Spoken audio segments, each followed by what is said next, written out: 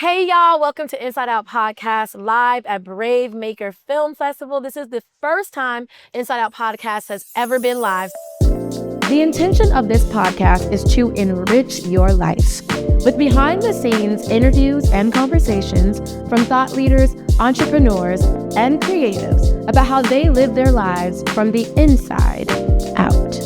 Enjoy.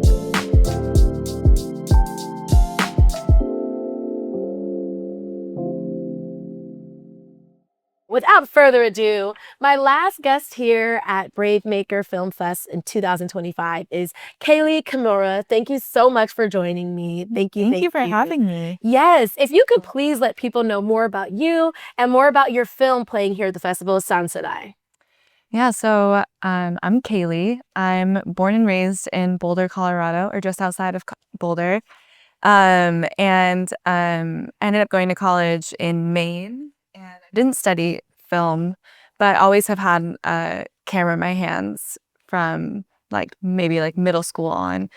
And that stuck with me. And then after college, I was like, how can I do this for a living? I did a workshop in Maine at Maine Media Workshops and met a bunch of people who are active working professionals. And they're like, you should just move to New York. And then my mom was like, that's crazy. But I met a bunch of people who were in New York, and I was already on the East Coast. I was like, this makes sense. So I went on Facebook, found a sublet, and moved to New York. And then one of the people I met from that workshop, she was a gaffer, but trying to get into camera department, which is what I was really interested in, just holding a camera. And she's like, can you fill in for me on a second AC job tomorrow? It was the day after I moved. And I was like, yeah, let's go. I don't have an AC kit. I don't have any tools. I just went, picked up the tools I think I need, worked that job, which then that producer knew one of the instructors I had in Maine, and he became a mentor, and then word of mouth jumped into the camera department, working mostly as an AC, then a camera op, and really wanted to also direct. So low budget music videos, live music videos, and trying to get into any job I could. And then so I was in New York for about 5 years, and then about almost 3 years ago moved to LA right before the strikes. So still 2023? Yeah. 2-ish? Yeah, 2022. End of 2022. And felt like I kind of needed to pivot in a way to keep working in entertainment. And I'm not sure how many years prior, maybe a couple of years before that, I started also working in the music side, manager for my partner, Akinyemi. And so I dove more into music management and one foot in the music industry. And then there was a fellowship that I was trying to apply to grants and fellowships that were coming around. There was one called Armed with a Camera, Visual Communications, which is an incredible nonprofit based in LA, uplifting Asian and Pacific Islander voices. And they have an incredible archive as well. And I made it through the interviews and I got that fellowship, and that was like, okay, now I'm a director. Now I'm a director. Yeah, I love that. And did you ever in that feel any apprehension or fear about the title of a director, or were you just like, no, I'm going to claim this title and this is what I'm going to walk into? Was there any moment where you're like, am I a director? I feel like when I was in New York working as an AC, everyone knew me as an AC. Okay. Calling me for jobs for second ACing, first ACing, camera operating. They knew me as a camera person, which was awesome. But you kind of have to at some point give yourself a raise, or I'm not taking PA jobs anymore. I'm going to be an AC. Or I'm not taking AC jobs anymore. I'm going to be a camera operator. I'm not going to take those jobs anymore. I want to be a DP. Or I'm not doing AC jobs. I want to be a director. I feel like I had to just introduce myself as that. I feel like there's I remember this time on set, I was ACing and I met a PA, and they were opening up the camera truck, and I was like, hi, I'm Kayli, what's your name? And he's like, I'm so and I was like, oh, are you PAing? He's like, yeah, I'm PA, but I'm a DP. And I was like, oh, okay, cool. He's like, what kind of glass are we shooting on today? And I was like, okay, let's cook S4s or whatever. And then that stuck with me, because then he's actually gone. I've followed his career. I met him as a PA then, but a year later, he's DPing incredible projects. Wow. And getting incredible accolades. I was like, you know, I need to take a page out of his book, because he's like, he introduced himself as a DP, even though he was, you know, a PA on that job. And I'm like, you know, I can do that. Like, I should just say I'm a director. Like, I want to direct, and I've directed music videos, and I've smaller projects on my own, and like, who's to say I'm not a director? Like, I could be multifaceted. So I think also in moving places, like just moving across the country, it's easier to rebrand yourself in that way. And so like, I was like, you network and you go to events and stuff, and I'm like, I'm a director, and they're like, people just like, oh cool, you're a director. You know what I mean? You don't have to be like, oh, I thought you did this, or, and then you're still getting hit up for like camera PA jobs. Like, I'm really not doing that anymore, you know? So I think just like setting that boundary for myself helped me. And then also just the transition to a new city, a new hub, and really helped as well. I love that. Was there ever a time where you felt a little bit, I don't know, afraid to turn down a job because maybe it was maybe it was an AC job, but you're like, but I'm only doing this now. Did you ever feel like tempted to go back? Just comfort? Okay. I mean, I've still worked some AC jobs like since moving to LA, but I think with the timing of the strikes happening, it got pretty slow, especially like for non-union jobs, because everyone needed the work. And since I was new in that city, like, why would they hit me up if they have like a bunch of people they've worked with all the time from LA? Like, it's not really a time people were like taking a chance on new people. Right. Even though I was doing it for like over 5 years, it was still new to the area. Even though I had like DPs I know like from LA who are working in New York, or we did travel jobs together, it's still different, you know, like you're gonna call in your homies first because you want to like put money in their pockets first. So of course I took a few jobs here and there on like camera side, but I think because it slowed down so much that like the opportunities weren't even really there. So I was like, all right, well, I'm just gonna have to pivot. So I was like, I wear a lot of different hats. So like trying to apply to fellowships on the directing side. And also, leaning into like the music side and like seeing what else can I do? What else can I create? What else, like, just create an opportunity. And like, there was a time I was taking like real estate courses. I don't know. I was like, I know, I've thought about you know, I was like, I'm just like going to start learning other things. So like, yeah, it's just learning how to pivot. Yeah, learning how to pivot. That's the big takeaway, like learning how to pivot. And then also, you know, you really leaned into whatever, like leaning into the moment, like, okay, I am a director, and just not judging yourself based off of like how big a project or how big a budget was that you've directed. And so that is so. Yes. I love that. Let's talk more about the film. Let's get into the heartbeat of it. What inspired you, and what was the journey to making this film? Yeah, so my film Sansedai is about my grandmother and her journey growing up during the war in Japan and migrating to the U.S. shortly after the war in the 1950s, and like getting dropped off. They came over on a freight ship. They has like a few rooms on a freight ship, and they came over in that with a bunch of stuff because it was a freight ship, so they could actually bring a lot of stuff. When I turned 20, the coming of age year in Japan, my mom asked me to put on her old kimono. I questioned my own Japanese identity. Was I even Japanese enough to wear this kimono? But when I put the kimono on for the first time, I immediately felt a genuine connection to the women in my life. I thought about how my mom felt when she wore this kimono at her wedding, merging her Japanese family with a white American family. I thought about my grandmother, who wore the same kimono on her wedding day, just a month before embarking on a journey to America.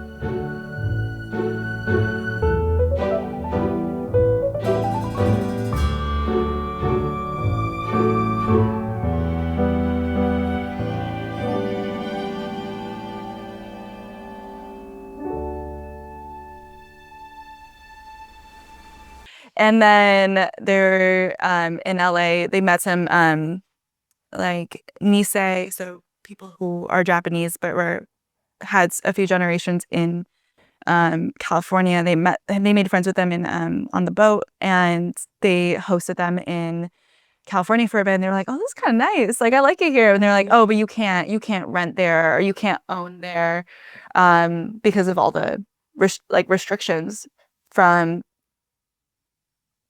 all the laws that were put in effect.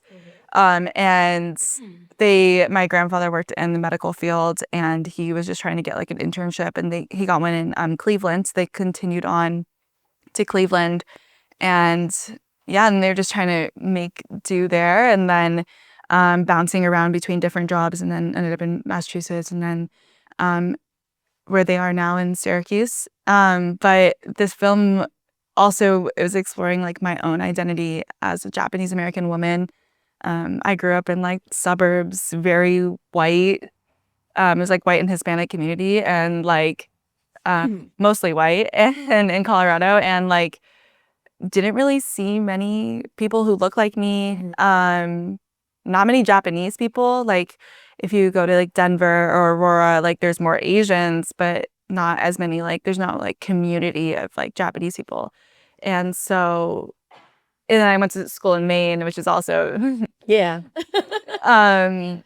doesn't have that diversity either. And then even in New York, I didn't really tap into like Japanese community. And there's a lot of like, it's a really strong Chinese community. There's really strong Filipino community. There's a lot of representation, and especially if you go to places like Queens and other areas. But it wasn't until like I moved to LA that I was like, oh, like these are my people. Like there's restaurants, there's grocery stores, there's like, you can really find these things. So I was like really trying to tap more into my culture, and like I feel like there's like a lot of us who were mixed or like grew up in very whitewashed communities, like were forced to like assimilate and let go of our culture. And like also like my mom, like she had to assimilate too. And so like what I'm sure there's like a limited amount that she wanted, like of her culture that she wanted to pass on, or like that she could. Like my dad couldn't speak Japanese, so like if she's speaking it in the home, like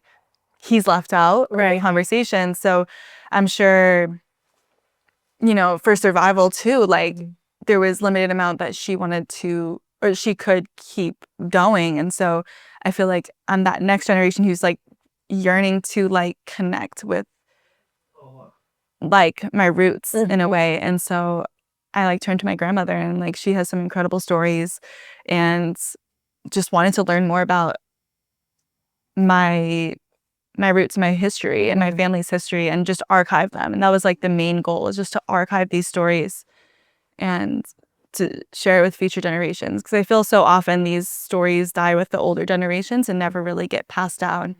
And I was going through all these archives, and I was like, or just like doing research on that time period that my grandmother was growing up in Japan, and I couldn't really find stories that were similar to hers, because I think she had this positive mindset despite the things that were thrown at her and the state of the world. And I wanted to highlight that because I hadn't seen that anywhere else.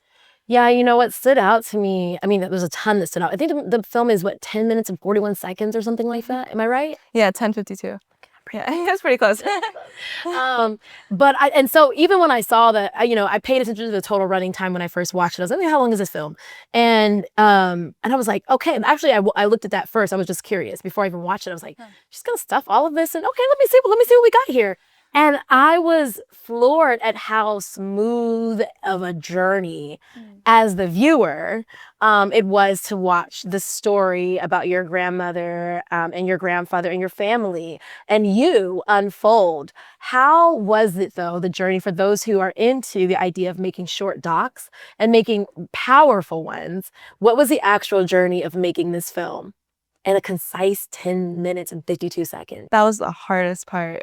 So as part of my fellowship, they were trying to have us like have our films be like 5 minutes. I was like, that's impossible. I was like, I'll try my best, but it's like double that. But when I went to film with my grandparents, I ended up filming like over 40 hours of footage because I just really wanted to like archive their stories, and like the intention of maybe making a longer project in the future. And their memories are really intact right now. She was 92 when I interviewed her, or they're both 92, and now they're almost 94. So I was just concerned of the future of like, what if I, don't have another opportunity. Also, I was like, I have cameras. Like, when am I also going to bring all this equipment with me? And like, I set up a light and all this stuff. And like, I have it all here. I need to just capture. I have a good mic. Just capture all the stories because they have so much. It was so hard choosing like what to include and like what to leave out. I think that's like the hardest part of making documentaries is like, there's some incredible like anecdotes that she gave, but like, does it push this specific story along? So that was really hard, like to just choose. And what do I want to keep for myself too, since it's a really personal story? Like, what do I not want to share? Maybe what's just for my family, or maybe in the future I'd be okay with sharing. So that was also something that to kind of grapple with. But for this doc though, it was actually my first short film doc ever that like came from start to finish. But in around Thanksgiving, prior to like a few years ago, so I brought a camera, but I had like a really shitty mic, and so I like interviewed her, and then she had some like really incredible things to say, but like the audio was kind of trash. And I was like, oh my god! But I ended up cutting that up into kind of like a beginning, middle, end. Okay. And then went back and like a month later and had more preparation. It was kind of like a pre-interview. Ended up turning into like a pre-interview, and then with the intention of like, oh, okay, like now I know like more details of her story. So like, how can I like put this together? So, and then she of course, I was like wanted her to say like, I think so. The one line that really stood out to me is like, I wanted to live until I was at least 16, so I could fall in love. And that was actually what I filmed first with a really bad mic, and luckily I incredible like audio engineer who really finessed that to make it like fit in. But I wanted her to say it again, but you're directing like your own grandmother, and she's 92. It's like so hard to have her like just say something. And she's like, what? I just said it. I was like, can you say it one more time? She's like, what do you want me to say? And I was like, I just want to live. She's like, yeah, that's how I felt. I was like, oh. And then maybe I was like, okay, this is a different skill set. You know what I mean? To like learn. I learned a lot about like, what is it like to direct like an older talent, or also like family is so different. So like, okay, like I thought you already got that. And I was like, I know, but the mic wasn't like on or something. So that was funny. But yeah, it was a journey. And then also on top of that, I found a bunch of like archival footage that my family had, because my grandparents. Yeah, that's actual archival footage of your grandma as a little girl? Yeah, grandma and grandpa, yeah. I know. So that was all filmed in like the 1920s and 1930s. Did they bring that with them? Mm-hmm. Okay. Yeah, so it survived the war, it survived, the ocean apart. But yeah, my grandparents in Tokyo, they were some of the only families with film cameras, which was interesting. They went to the same elementary school, but they didn't really know each other. Mm-hmm. But they knew that like their dads were kind of early into like capturing things on film. They had like 9.5 millimeter film, then 8 millimeter film, and I didn't really know this. So my grandma's like, girl, I know, they're like, oh, like of course you want to become a filmmaker. It's like it's in your blood. I was like, I didn't even know that. I was like, and from both sides too, from both your grandma and your grandpa. Yeah. So and they preserved it really well. There's a bunch that I think was lost over time, but the footage that I was able to have was like just it was the meat of the story. I'm so glad that they had that. It was like they had it. It was obviously film scans, and then they converted to VHS, and then from there they was like, oh, we have DVDs. I was like, oh my god, that's even like outdated now. I was like, okay, like grandma, like DVDs are like already outdated. She's like, what? And so I converted that to digital. So it was a process, but it was just like, even at the last minute of like editing, I needed to have like a cut for my composers like by the next day, and I found another DVD of like footage from my grandfather's side, and that was like his oldest brother filmed a bunch before, during, and after the war, and they literally scored it, like not scored it, but they had it like with music, and then that ended up being one of the references for one of the songs for my composers. And so that too, actually. So yeah, I was like, oh my god, well, I need to include this. I need to like make room in the film because I'm already pushing the time limit. So it was a process. It's so interesting to see your elders as kids, to watch them grow up, in front of your eyes. It's so fascinating to see the world my grandmother grew up in, the world she knew.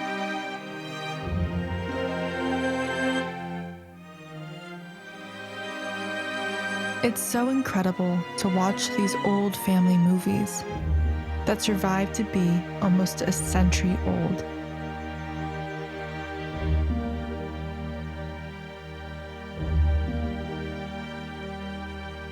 I really only filmed in February and I finished it in March. So this is like over the course of 6 months, the whole film? The whole film, start to finish, from figuring out what I wanted to do, well, from finding out that I got the fellowship to completing it at the end of March. Wow. It was very fast. Wow. And then I was like, okay, I need to go upstate New York to film it, and then I need to sort through all this footage. And I was like, wait, maybe I want to go a different direction. I was so like questioning myself. I was like, I want to include this kimono in it. Like my mom has a kimono in Colorado. I was like, Mom, can you like come to LA and bring this kimono? She's like, fine. Like, she came, and that was really special because that just meant a lot to me. Yeah, we thought that one usually doesn't have sleep.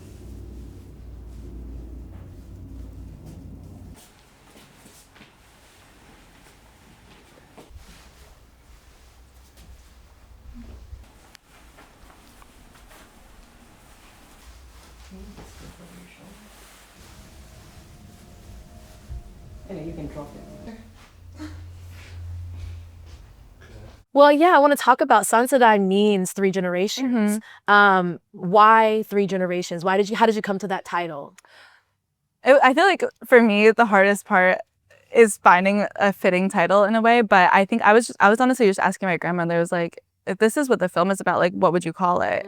And she was kind of like, I don't really know. It's like, I don't know. Like, but I think I was talking to, maybe it was like my mom or my uncle about it, and they were like, it's so powerful. Like the kimono is passed down 3 generations. I think that's kind of what ties us together. And it was, the kimono is also something that when I turned 20 and I like had to put it on, I was like, that was a real moment for me of like, am I Japanese enough? And I felt like, this doesn't feel right. Like, should I even be wearing this? Like, is this cultural appropriation? I'm like, no, that's like my culture, right? So it's like,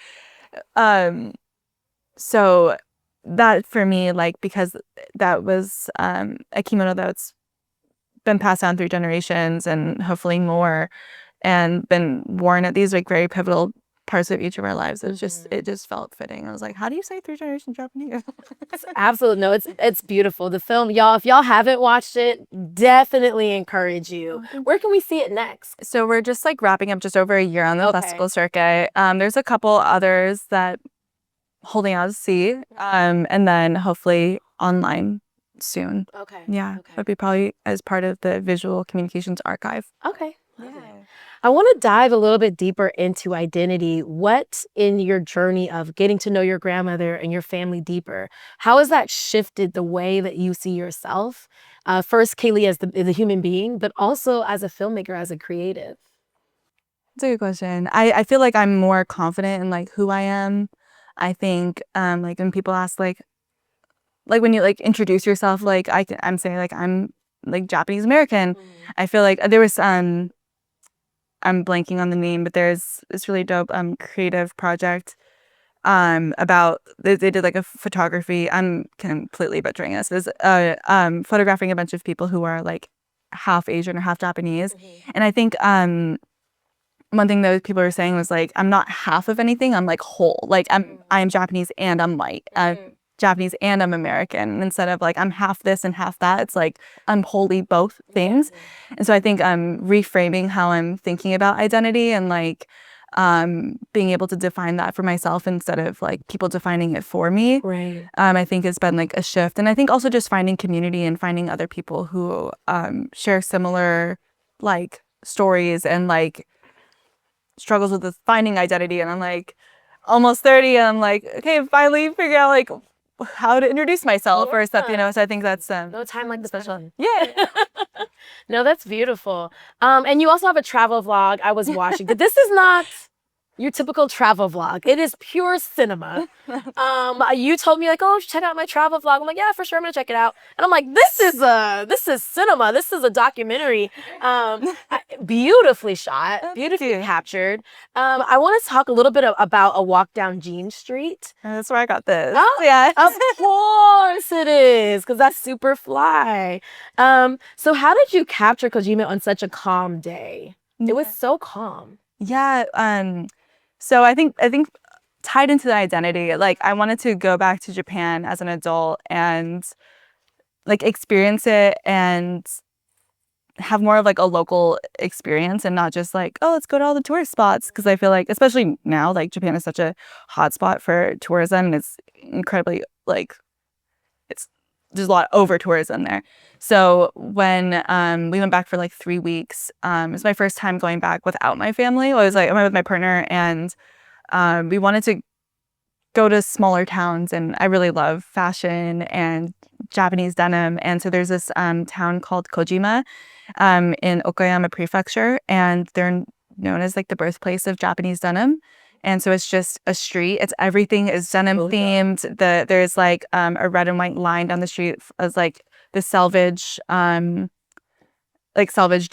and there's like it's literally dyed indigo.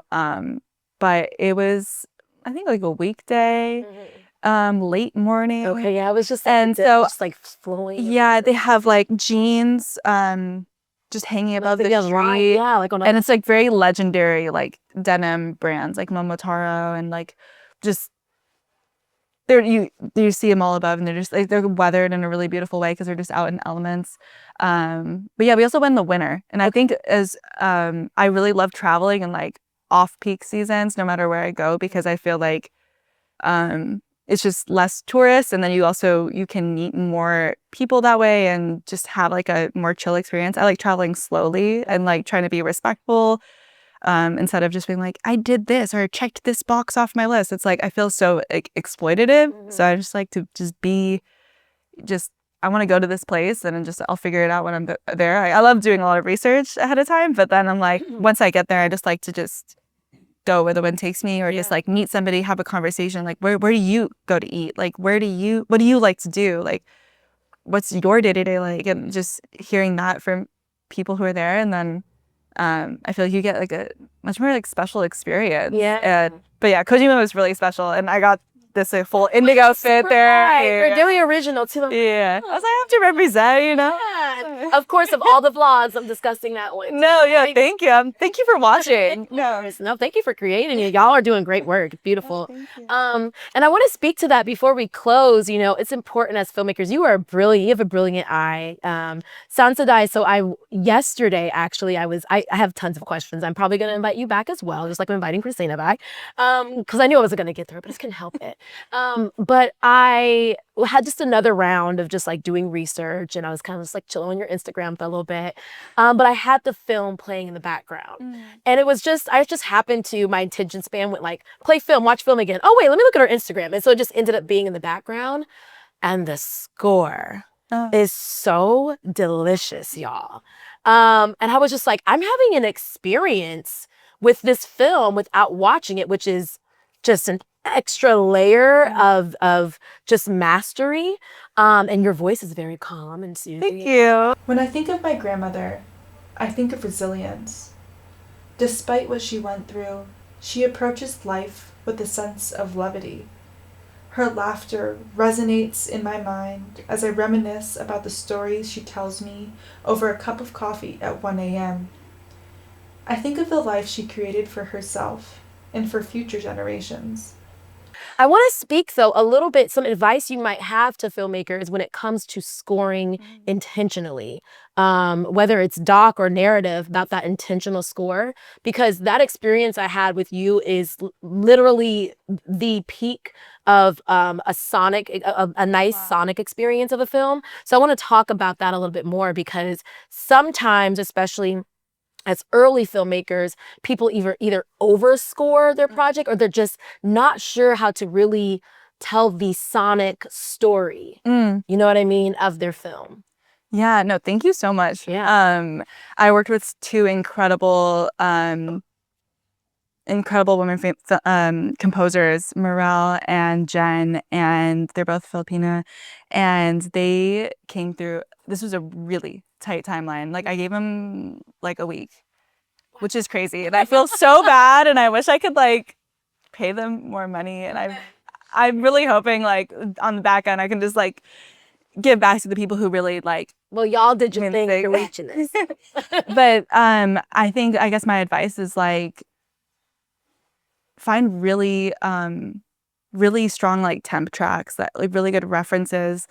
I was deep into different like other film scores, and I mean like even from the archival footage I found from my grandfather, like they had like this older like traditional Japanese song scoring this footage from the war, and I was like, this instrument, I need this instrument, and so like I need this thing, and then there was like I also come from a musical background. I grew up in bands and jazz band. I played a bunch of different instruments. I minored in music in college. Like music, I think learning how to speak the language, being like, I really like these sounds, or I want a waltz, or like when my I also grew up, I've lived many lives, I feel like, but I also grew up doing ballet. So I feel like classical music is like very much like in my veins, you know, and I really appreciate it. And so like my grandmother really, really loves classical music. Like both of them, they take us, when I visited them, like they took us to the symphony, and like having that appreciation for that. And like, that's kind of what I wanted to like honor them and their stylistic choices in that way. And so like when they got onto the boat, it's like, it's hopeful. You know what I mean? It's like, oh my God, we're going on a new journey, and then we don't know what's ahead of us. And so I really wanted like those emotions. And when I sat down with Morel for talking about like, what do we want this to sound like? She's like, I need like emotions. Like, what are like we had specific like timestamps of this is from this to this, but like this is like hope. This is excitement. This is you know, this is foreboding, or this is whatever it is. And she really nailed that. But my temp track was a waltz, and I was like, I need this to be like a waltz at this tempo. And just recreate this in like these instruments. And so I think that was really helpful, being super specific. But then also I'm just like giving them the freedom to like create something. Okay. And then they pretty much like knocked it out of the park. I only had like a few notes, and we just kind of on timing of things. And and then when I showed it to my grandparents for the first time, like they both really, really loved the score. That was like the one thing. My grandpa was just like, where's this music from? I really like, can we play it again? And I was like, that's like, that was such a huge like compliment for me. So yeah. It is beautiful, and it's intentional. But what I'm gathering from you saying, to, you know, just reiterate it to our filmmakers, is to take your time. Now, granted, you didn't have a lot of it, but you know, you're still in the process of making the film, right? You're thinking about, what does this film sound like? You're not overly obsessed of just what it looks like. You have to remember it's got to be completed. So what does it sound like as well?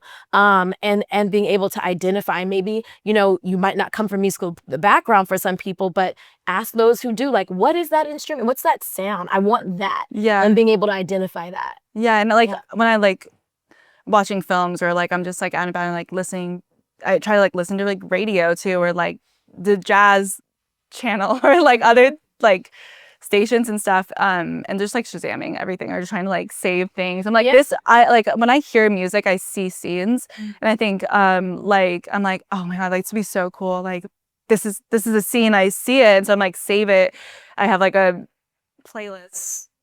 I like these would be really sick like film score songs, but obviously like I don't think I can license those. But like if you could bring it to a composer and be like, this is a really like good vibe, you know? So, and I think honestly, like my reason of starting this like collaborative YouTube channel, like cinematic travel diaries, what we kind of call them, is like, I think you mentioned it too, but just like keep practicing, and like being able to have a camera in my hands, like being able to edit to different kinds of music, being able to use different music, just because if it's going on YouTube, and a little bit more freedom. And just try new things, and like be like, okay, like I don't really have sometimes like these opportunities to rig a camera this way on a car. I just want to do that. I want to like take the time and like learn it. So then when I do get called for that job, I'm like, oh yeah, I've done this before. Yeah. You know what I mean? Oh, that's like, oh, you've seen that. Like, this is the style I really like. And like, you can come to me for like, we've seen that you've done this and like, we want to like, you know, we love that style. You're always in the gym. Yeah, I'm always in the gym, always practicing. And I'm like, Kim was an athlete, so I'm like, it's like always like practicing. So I'm like how, like, what do you do on your off days? And so, yeah, I feel like it's just like, if I always have a camera in my hand, I'm never going to feel like, oh, I feel a little rusty. Like I need to like dust off the cobwebs. I'm like, oh, I'm ready to go. Yeah. Like whenever like opportunity comes, I'm just like, I'm ready. Like, let's go. Like, I love that. fun. I love your mentality. Before we close, I want to talk about, so your grandma, when we did our pre-interview, I was telling you, I was like, she just touches my soul. And one of the things that she said, you had asked her, you know, their car got stolen and then it came back totaled. Yeah. And they had like $100 for the month or something like that. Yeah. So his salary was $100 a month. They were trying to save 50 of it. And so they only had $50 to spend. For an entire month. And you asked them like, you asked her like, with all of these things coming your way, you know what I mean? How do you do it? And she says, just keep living. Like, what else was I supposed to do? Is she really right? She says, I don't know if it's because I came up in the war or what. It's like, but all I know to do is to keep living. You have to live. I think it's war made it that way. Like, I don't like the war, but how do you do? What do you do? You have a life, and then you have to live. What do you do? Just keep living, that's all. So my question to you, Kayli, when I was on your Instagram hanging out on there, you were, you know, you mentioned, I think it was back in April, you had just kind of said that you wanted to, April of 2024, I believe it was, but you said that you wanted to, you said that you just, that you wanted to be able to build a life instead of just working constantly, like you were reflecting on that. What catalyzed that for you, and how has that changed the way you're approaching your career? Because I really want filmmakers to understand the importance of living, and that everything can't be what we do, right? We're human beings. It has to, who are we? How are we existing? Yeah. So can you talk to us a little bit more about that for Kayli? Yeah, no, I feel like you have to live in order to have like stories to tell. Yeah. You know what I mean? I think it's really important to take in the world around you. I feel like I love people watching. I'm like, ooh, that's a story. And you just overhear a part of a conversation, you're like, I wonder what the full story is. You kind of like, oh, that's some tea. Like you really hear something like, you know, I get inspired. Like I want to write something now. But I lost my dad a few years ago to cancer. And I think that was a really big catalyst to being like, you really only have a limited time on this earth. And to really just, after that, I was like, I just want to go like sell all my things and just travel and meet people and just do what I've always wanted to do, because like you really have a limited amount of time. So I think that was a really big catalyst. And yeah, you never know what's going to happen next. So might as well just like make the most of what you can do now, you know? Yeah. You never know. And I love that. And it's important. Like I like to remember and share with people, like, we really just have today in this moment, and we're hopeful for tomorrow. Right. We're hopeful. So how are we enjoying and making the most of this? And I can say that you have really made the most. You said you're only 29. Child. You have made some greatness at 29 years old. Thank you. And I look forward to what you do in the years to come. And I mean, goodness gracious, how many awards will you win by the time you're 39? Only God knows. But you know, but beyond that, it's just it's a treasure that you have taken the time to be present with life, and it shows in the film. Because even though it was a condensed and rushed timeline, it does not feel that way. And I think that has a lot to say with the way that you approach your life, and that it's apparent there. So thank you for creating Sansedai, and thank you so much for representing the women in your family, and for being tender and courageous and vulnerable enough to say like, hey, I'm going to kind of share my journey towards identity and self-actualization in this film. And so that's why the film, as I told you, like it breaks barriers. It won in Barbados, right? Barbados Film Festival. And so, yeah. And so it breaks barriers, and it is able to really, I think with our generation and the generations to come, really just speak to the importance of going back to who we are and how that will inevitably help us enter the world stronger with more confidence. And of course, we'll become better artists as well. Right. We know cherry on top. Right, the cherry on top. Thank you. Y'all give Kayli a round of applause. Thank you, Kayli. How can we follow you? How can people, y'all, her Instagram it's delicious. It's tea, right? It's visual tea. It's inspiring. How can we continue to follow and support you? Yeah, I'm at Kayli Kimura. It's KayliKimura on all platforms. And then the YouTube channel is Kayemi Studio, Kayemi Studio. And yeah, I'm working on a lot of projects on film and music and just content creation even. So it's been really fun. So yeah, follow along. Thank you so much, y'all. This is the last episode of Inside Out Podcast at BraveMaker. Thank you so much, BraveMaker Film Festival, for having Inside Out Podcast. Thank you, all of you, for being here in my live audience. Thank you all. Thank you, Kayli. Thank you. It's a wrap. Deuces. For y'all that don't know about BraveMaker, BraveMaker is a celebration of brave, independent cinema in San Francisco's Bay Area. The film festival is a highly anticipated event in Redwood City that takes place every July. The fest is a celebration of independent cinema and features a wide range of thought-provoking films, including documentaries, narratives, and shorts, with great panels, workshops, and parties.